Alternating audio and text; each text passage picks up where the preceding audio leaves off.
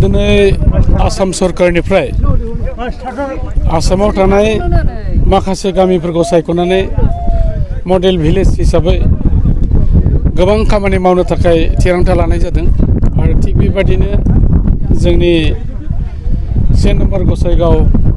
एलएसिआव गासै गंनै model village दङ आथिखालाव आरो खामानिया सोलिगासिनो दङ आरो दिनै जे जायगायाव फैबाय बालिमारि मडेल भिलेज एन्ट्रेन्स गेट बेखौ जोङो बेखेवनाय हाबाफारि लादों आरो बिनि उनाव दावागुरि मडेल भिलेज दंबावो बेवहायबो अलरेडि जाजोब्बाय जोङो बेखेवगोन बेखेवो दा बे मडेल भिलेजनि गेजेरजों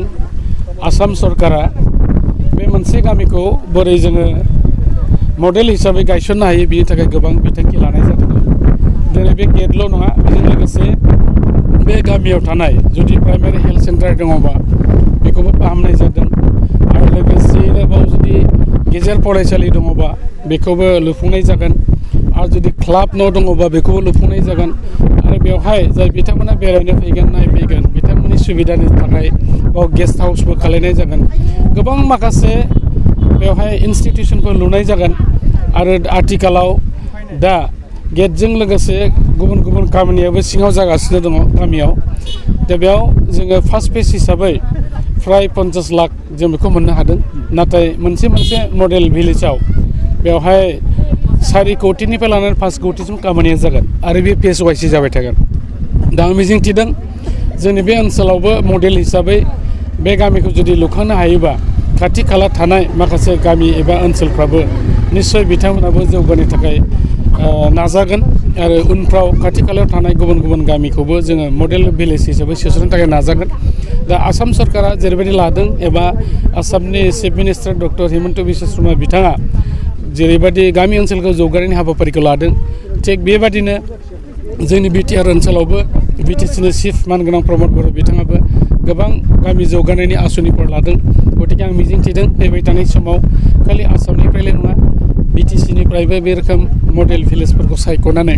जोङो मोजांथारै दिथा होनानै मावफुंनायनि हाबाफारिखौ लागोन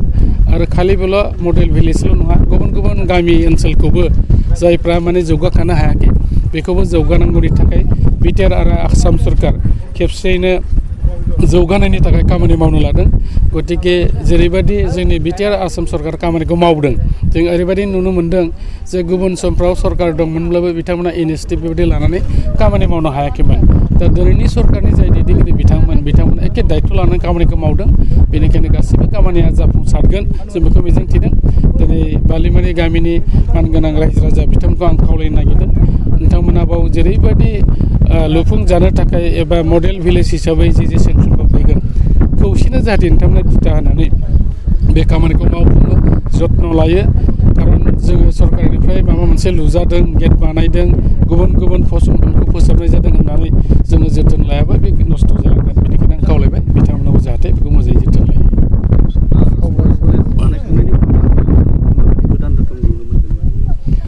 नोंथांमोना मडेल होनोबाथ' जों मिथिखायो माने बे गुबुन गामिफ्रा जेरै बिनिफ्राय एसे आलादाखौ जों नुनो मोनगोन दिनैनो जोङो बे एन्ट्रेन्स गेटखौ खेवनाय लोगो लोगो मोनसे आलादा नुथायखौ जों नुनो मोनबाय जे गुबुन गामिफ्राव थाङोबा बेबायदि हाबनाय मोनसे राजुहा बिदि गेट गैया हयथ' स्कुलफ्राव थागोन मन्दिरफ्राव थागोन गिर्जाफ्राव थागोन मस्जिदफ्राव थागोन खिन्थु गामिनि बेबायदि लामायाव बिदिथ' गेट माने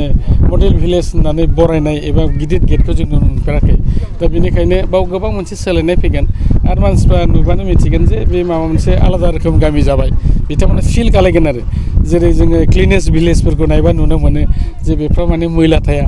दा दिनै मडेल भिलेज जानाय लोगो लोगो बेबो क्लिनेस्ट भिलेजफोर बादि दिनै बिथांमोना बेखौ जोथोन लानांगोन साब सिखोनै दोननांगोन अब्लासो जों मिन्थिनो मोनगोन जे थारैनो बेयो मडेल मोनसे गामि जाबाय